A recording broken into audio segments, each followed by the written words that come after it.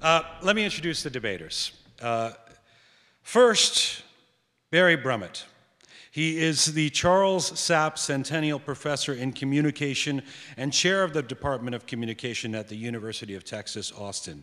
An expert in the rhetoric of popular culture, his books include The World and How We Describe It, Contemporary Apocalyptic Rhetoric, and A Rhetoric of Style. For the past 3 decades, he has explored the relations between rhetoric and social struggle, examining, among other phenomena, the rhetorical disguises that debates about religion take in the non-sectarian American university. In Uncovering Hidden Rhetorics, he writes that, and I quote him, "Religion is powerful not because it is a mystic, supernatural phenomenon. Rather, it is powerful because it can be an ordering device that tells us who we should be and how we should respond to other people." Please welcome the first of your 2 debaters, Barry Brummett.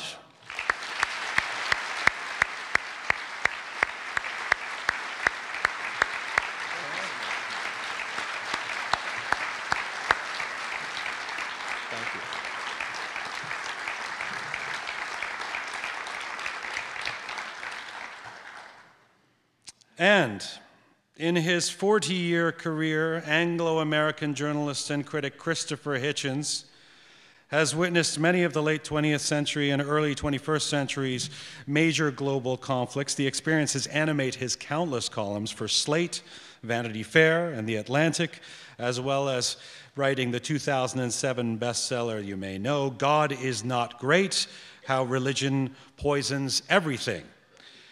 His latest book, Hitch 22, a memoir, combines his lifelong engagement with world affairs and an interest that motivated some of his earliest publications, the writers and writing that influenced his own intellectual life.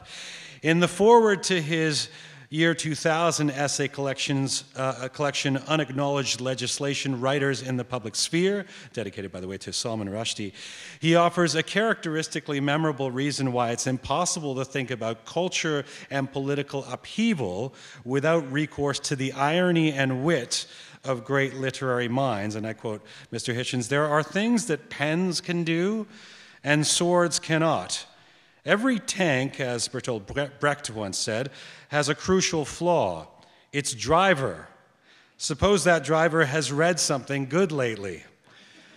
More recently, Mr. Hitchens has declared literature and art the rightful subjects of the attention that sacred texts have usurped from them, and the only true vessels of the eternal ethical questions that humanity keeps asking. He is joining us tonight from Washington, D.C. Please welcome Mr. Christopher Hitchens.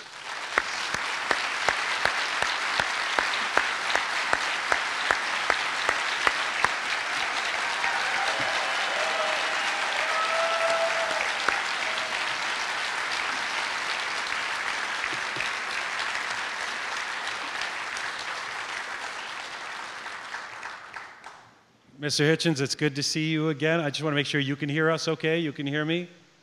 Yes, indeed. Fantastic. And you, I, or me? Can't hear a word you just said.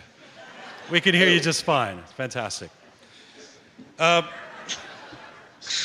the nasty man.